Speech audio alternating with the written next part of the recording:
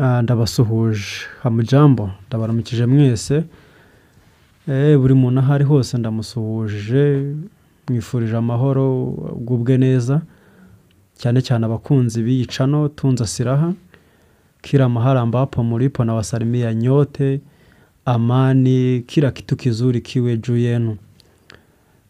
Kubwizo mpamvu uyu munsi nkuko bamwe bagiye babyifuza babinsaba ndaza kugerageza nkoreshe ikinyarwanda ururimi rw'ikinyarwanda ndetse n'igiswahili izo ndimi zombi uko ari ebyiri ndetse naho biribe ngombwa dushaka gukoreshamo n'icyongereza ariko cyane cyane n'ikinyarwanda n'igiswahili kugira ngo buri wese abashe kwisangamo abashe gusobanukirwa abashe kugira icyo atora mu byo turaba turi kuvuga cyangwa se mu byo turaba turi kuganiraho. Kwa hivyo kila yeyote na mkaribisha katika uwanja huu katika kipindi hiki cha Tunza Siraha. Kama ambavyo nawaambia kila siku usisahau kucomment kwenye kazi hizi, usisahau kubonyeza subscribe ili kazi nyingine ambazo tutaupload zisije zikakuponyoka. Kubw'ibyo rero uyu munsi turaza kuganira n'ubundi ku buvanganzo ariko ntago turaza kuvuga ku gice cy'imigani. Kwa leo hatutaongea kwenye methali za Kiswahili kama ambavyo tulizoea kufanya awali, bali tutaingia katika kipengele kingine cha fasihi simulizi ambacho ni vitendawili. Ntago turibuze kujya mu migani nkuko twe dusanzwe tubivukora uko twabivugaga mbere tukasobanura nko ku migani, ariko uyu munsi turaza kujya ku kindi gice cy'ubuvanganzo nyemvugo aricyo ibisakuzo, cyo twita ibisakuzo cyangwa se vitendawili mu rurimi rw'igiswahili. Mbibutsa ko vitendawili ni mu bwinshi, noneho mu buke tukavuga kitendawili. Ubwo ni katika ngeli ya kivi tunapoweka nomino katika wingi, zile nomino ambazo zinaanzwa na ki katika wingi ki inageuka kuwa vi. Kwa hivyo ni kitendawili katika umoja na vitendawili katika wingi. Ndaza kugerageza kubasobanurira ibisakuzo birenze 30 cyangwa se birenze 40 hafi aho ngaho gutyo, ariko ndajya nkubwira igisakuzo nkubwire n'igisubizo cyacyo. Ndajya nkubwira igisakuzo cyacyo n'igisubizo cyacyo cyane mu giswahili ariko no mu kinyarwanda aho biraza kuba ngombwa turaza kubikora kugira ngo buri wese abe yabasha kugira icyo akuramo.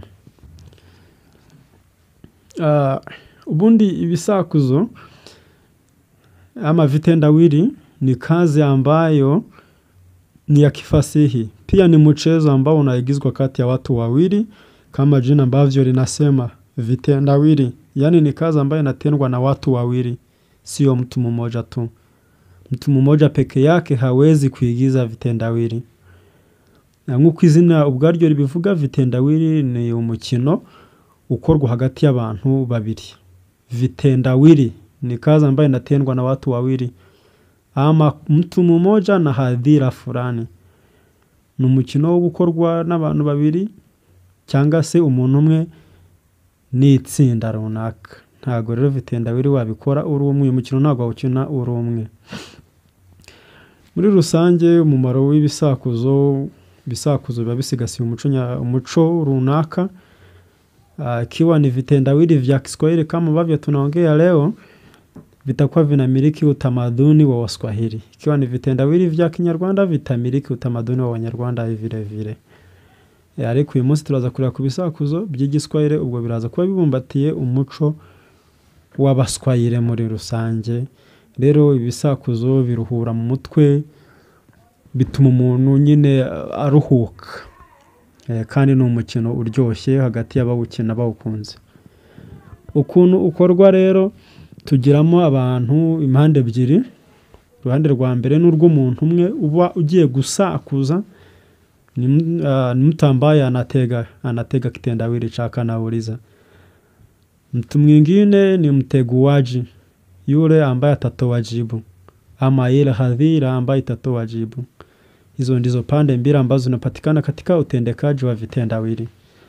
bivuze ko mu bisakuzo umuntu umwe usakuza cyangwa se utanga igisakuzo cyangwa se ubaza, mu kinyarwanda tuvuga usakuza, tumwita mutegaji kuko niwe uzatega atatega kitendawili, na wa wundi uzagisubiza tukamwita muteguwaji. Mbere yuko njya mu ngero rero z'ibisakuzo ngo mbyinjiremo, ndaza kubabwira uko bikorwa. Iyo umuntu umwe twise mutegaji agiye gusakuza, aratangira ati kitendawili, abandi bamukurikiye hadhira, ubwo ni wa wundi twise muteguwaji ni hadhira cyangwa se n'umwe witwa muteguwaji uzagisubiza, nawe akavuga ati tega. Ubwo mutegaji atasema kitendawili, muteguwaji naye atasema tega. Kwa hivyo mutegaji atatoa kitendawili chake, atatega kitendawili. Usakuza azatanga igisakuzo cye, azabasakuza, nangiza kubasakuza, nikibananira cyangwa se wari gusakuza nikimunanira, azamubwira ngo mpa impano, atamuomba zawadi ambayo anaitaka, amusaba impano iyo ashatse kugira ngo nyine umukino uryohe. Ni uburyo umuco w'Abaswahili umeze. Aramubwira ati, ashobora kumubwira ati nipe muji,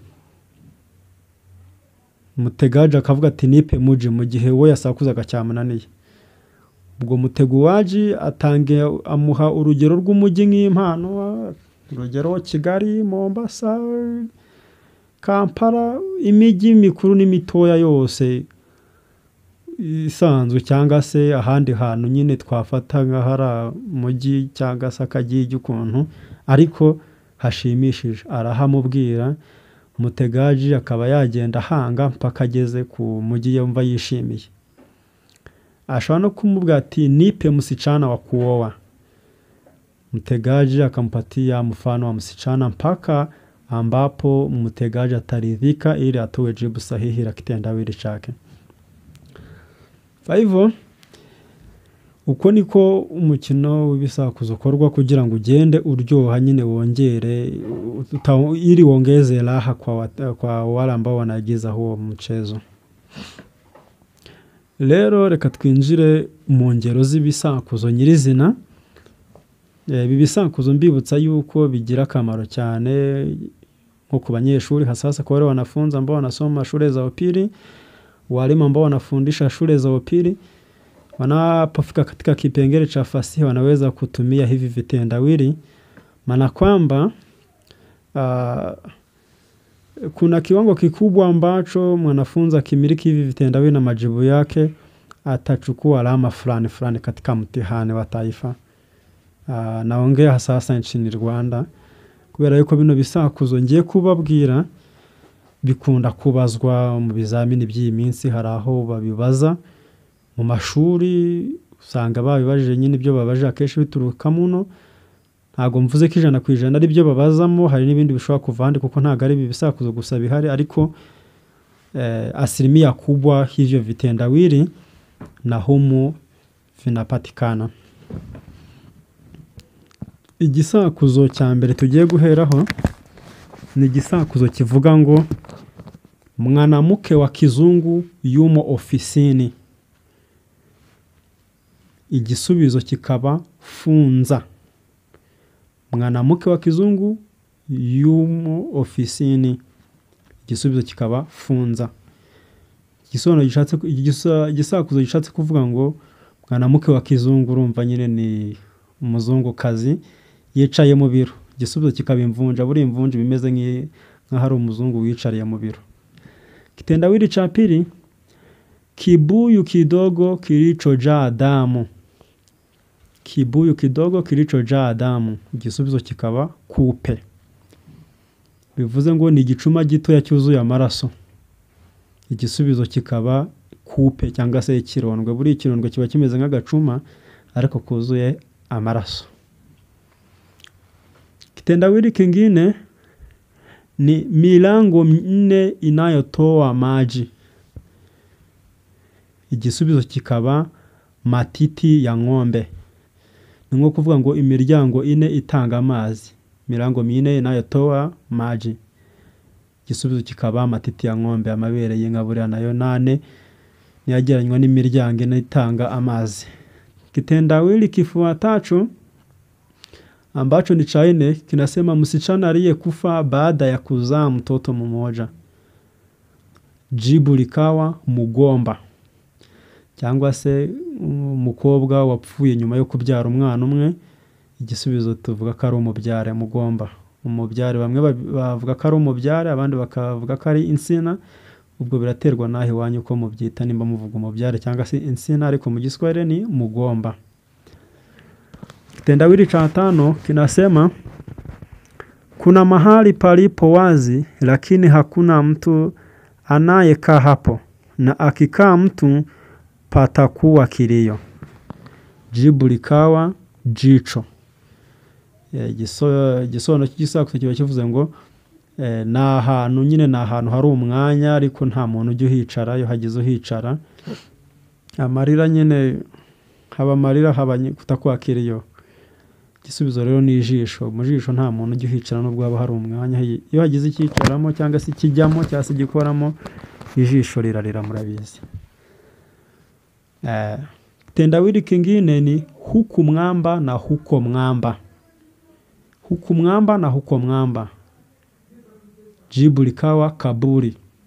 Bivuze ngo hakurya n'umwamba ni igikuta, no hakuno ni igikuta, reka bariko tuvuga. Iyo rero abari kaburi, imva niyo ibifite igikuta hakurya no hakuno.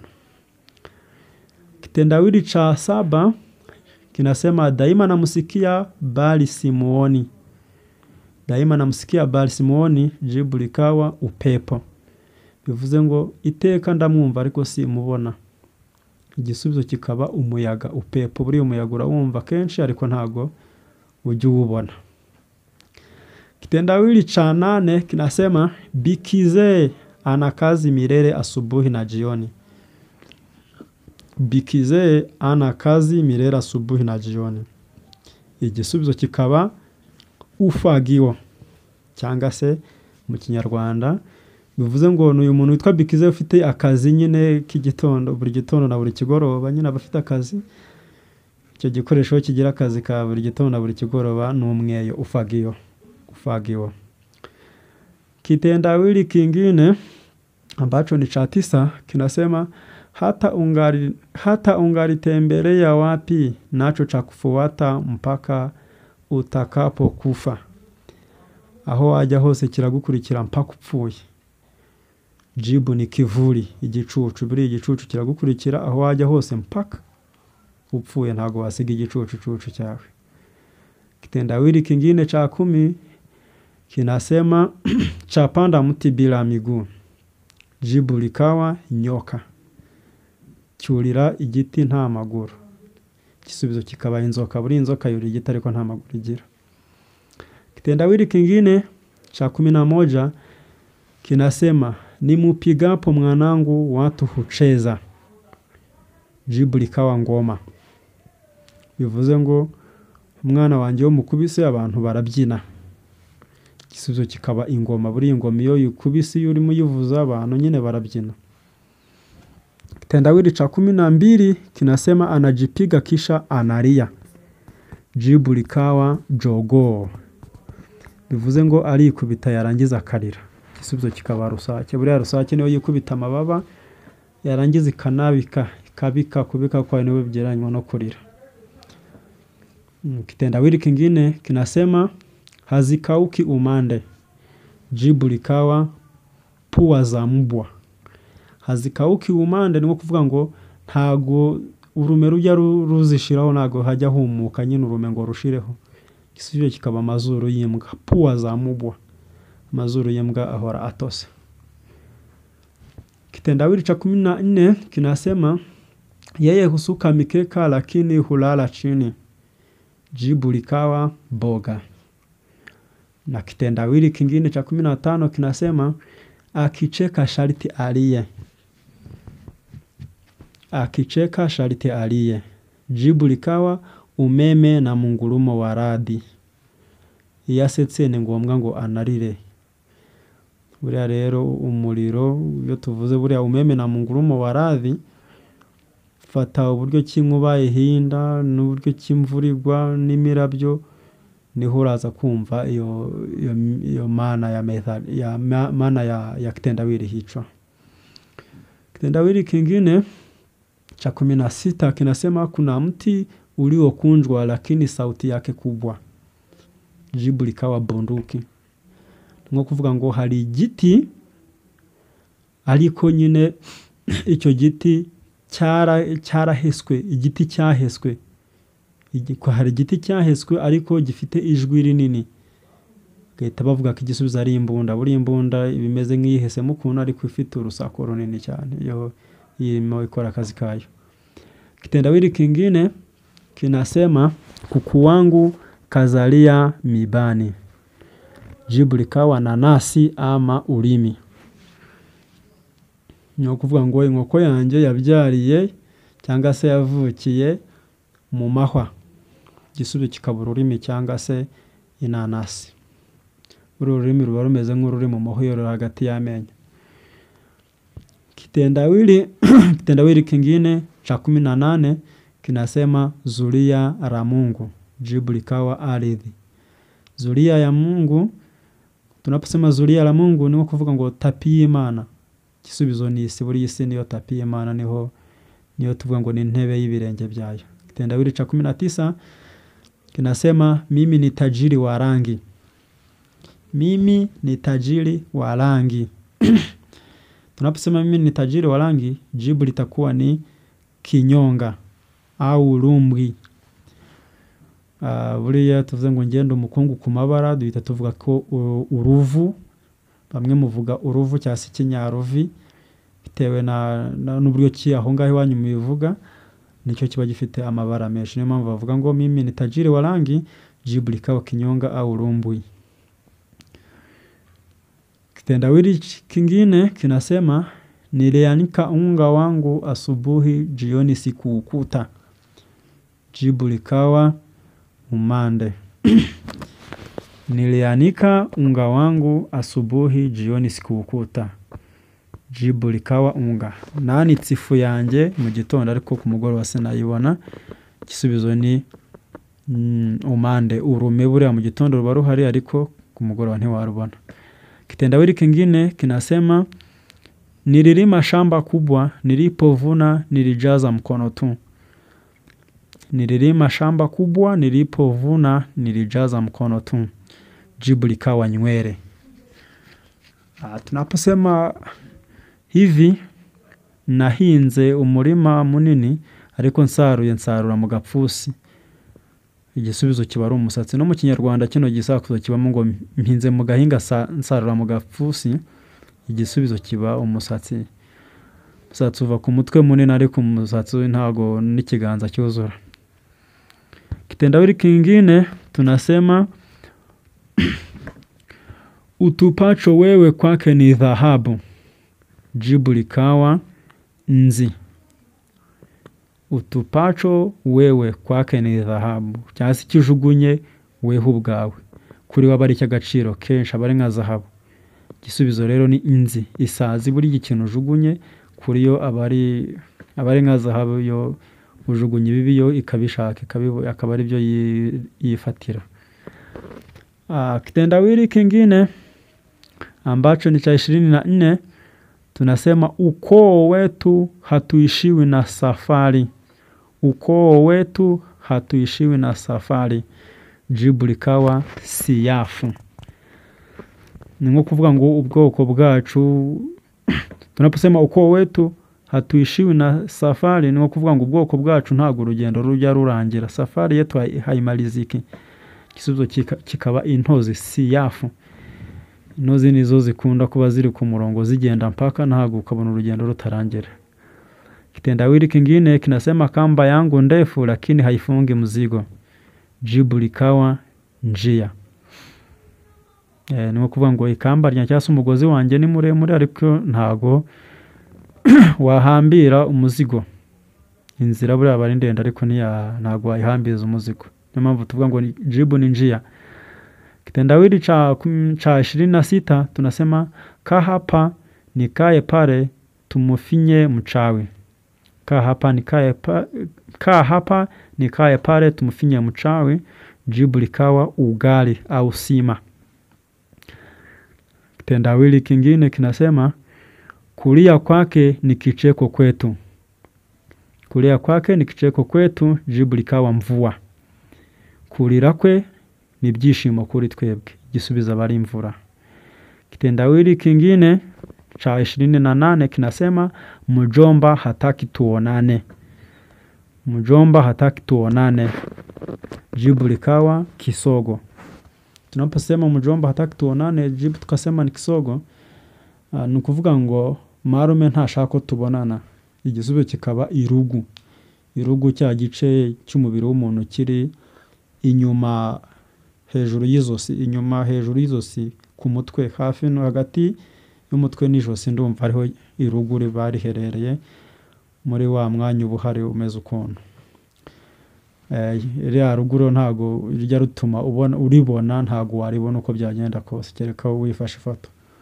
Ndio maana tunasema mjomba hataki tuonane. Jibu likawa kisogo.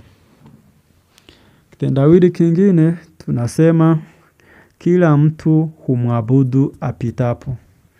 Kila mtu humwabudu apitapo. Jibu likawa mulango. No kuvuga ngo buri muntu iyo ahanyuza aramuramya. Igisubizo kikaba umuryango. Buri wa muntu wese yanyuze mu muryango arunama bitewe nuko umuryango ungana. Kitendawili cha 30 kinasema rafiki yangu ni mharibifu lakini bado namhitaji. Jibu likawa moto. Nshuti yanjye irangiza ariko ndayikenera. Umuriro buri urangiza ariko nawe urawukenera. Jibu ni moto. Kitendawili kingine kinasema chukua ungo wewe nami tupepete kisichopepeteka. Chukua ungo wewe nami tupepete kisichopepeteka. Jibu likawa maji. Kitendawili kingine cha 32 kinasema babu ameumwa mgongo ama babu ana kibiongo. Babu anaumwa mgongo ama babu ana kibiongo. Jibu likawa mutego. Buri umutego uhora wigonze nk'urwaye umugongo nawo. Kitendawili kingine kinasema kila ukiwakuta wanajitayarisha kupigana. Jibu likawa katani. Katani. Kitendawili kingine cha 34 kinasema ajihami bila silaha. Jibu likawa kinyonga. Kitendawili kingine kinasema mbwa mwitu wamezunguka kumulinda. Mbwa mwitu wanazunguka kumulinda. Jibu likawa ulimi na meno ama meno na ulimi. Uriya ururimi amenya barurinze nyine nirwo rugeranywa na mbwa mwitu lakini wakazunguka kuulinda. Kitendawili kingine cha 36 kinasema akibeba watoto wake hawezi kuwashusha. Jibu likawa hindi. Hindi. Bivuze ngo yahetse abana be ntago abururutsa. Gisubiza bari ikigori nicyo giheka ariko nticyorurutse. Kitendawili kingine kinasema hachagui wala kushauriwa. Jibu likawa kifo au kuzaliwa. Hachagui wala kushauriwa. Ntago gitoranywa cyangwa se kugirwaho inama. Gisubiza bari urupfu cyangwa se kuvuka. Buriya gupfa no kuvuka nta muntu ubihitamo. Kitendawili kingine kinasema hesabu yake haina faida. Jibu likawa nywele au nyota. Maana kwamba hata ukihesabu nywele ama nyota hutakuwa na faida yoyote. Kitendawili kingine kinasema gari langu halihitaji ama gari langu halitumii mafuta ya Waarabu. Gari langu halitumii mafuta ya Waarabu. Jibu litakuwa ni miguu. Ukuvuga ngo imodoka yanjye ntikenera amavuta y'Abarabu cyangwa samwe y'abazungu kugira ngo ibashe kugenda. Gisubizo na amaguru rero ni adakenera amavuta cyangwa se essence. Kitendawili kingine kinasema hana adabu kwa watu. Kitendawili hicho jibu lake ni uterezi. Hana adabu kwa watu. Jibu likawa uterezi. Nta kinyabupfura agira ku bantu. Igisubizo kikaba ubunyereri. Nibwo butagira ikinyabupfura. Kitendawili kingine kinasema, niliwachinjia wanangu ng'ombe wakala nyama, wakapanda mkia, ukaota, ukawa ng'ombe tena. Jibu likawa mua. Niliwachinjia wanangu ng'ombe wakala nyama, wakapanda mkia, ukaota, ukawa ng'ombe tena. Ukuvuga ngo nabagiye abana banjinka barya inyama batera umurizo urongera wakura ubinka. Igisubizo abari muwa, igisheke, muwa. Nicyo utema ukarya, ariko igice gisigaye twajyanya n'umurizo ukagitera kikongera kikabyara ikindi gisheke. Niliwachinjia wanangu ng'ombe wakala nyama, wakapanda mkia, ukaota, ukawa ng'ombe tena. Kitendawili kingine kinasema, nyumba yangu haina mlango. Jibu likawa yai. Inzu yanjye nta muryango igira. Igisubizo kikaba igi, iryo ritagira umuryango. Kitendawili kingine kinasema, mzazi ana miguu, mzaliwa hana. Jibu ni kuku na yai. Umubyeyi afite amaguru ariko uwo yabyaye nta maguru agira. Inkoko rero ni igi. Inkoko igira amaguru ariko igi ryayo nta maguru. Kitendawili kingine kinasema, ajenga nyumba ingawa hana mikono. Jibu likawa buibui au ndege. Yubaka inzu ariko atagira amaboko. Igisubizo ni iki? Ni igitagangurirwa cyangwa se inyoni. Kitendawili kingine kinasema, mjomba wangu anavigaye mwili mzima. Jibu likawa kobe. Kitendawili kingine kinasema, mzee huyu haachi nyumba yake. Jibu likawa konokono. Kitendawili kingine kinasema, chakula kikuu cha mtoto. Jibu likawa usingizi. Chakula kikuu cha mtoto, jibu likawa usingizi. Cyangwa se cyo kurya gikuru cy'umwana ni ibitotsi. Kitendawili kingine cha 49 kinasema, kipo lakini hukioni. Kipo lakini hukioni. Jibu likawa kisogo. Kisogo ndicho kipo lakini huwezi kukiona. Hejuru twashe n'ababivuga bijyanye n'irugu. Kirahari ariko ntukibona. Igisubizo ni irugu. Kitendawili cha 50 kinasema, kila mtu anapita mlango huo. Jibu likawa kifo. Buri muntu wese anyura muri uwo muryango. Igisubizo ni urupfu. Buri wese abagomba kuzapfa. Kitendawili kingine kinasema, yeye asipolowa hazungumuzi. Jibu likawa ulimi.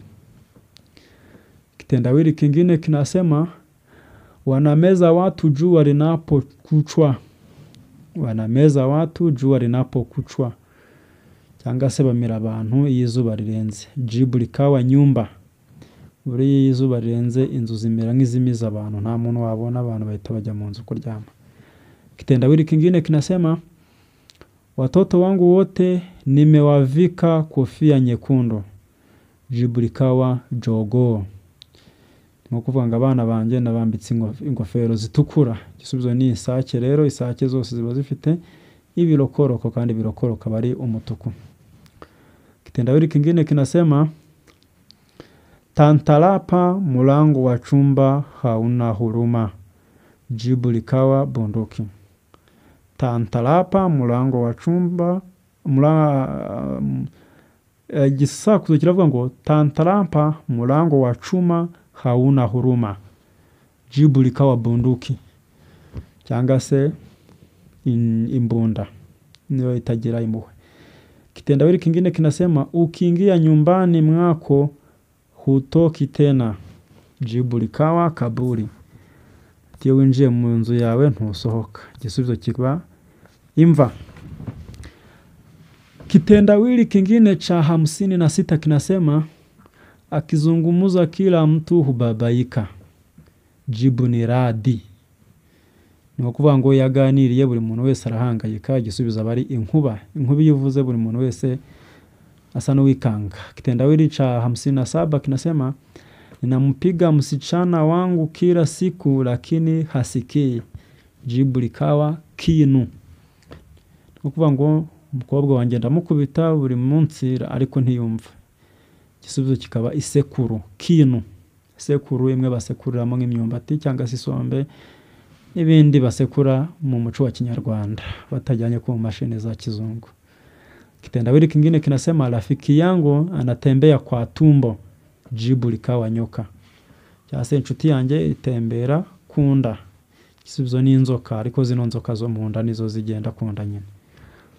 Kitendawili kingine kinasema nakupa lakini mbona huachi kunidai, ndaguha ariko ko mbona udatuza kunsaba, jibu likawa tumbo cyangwa se inda.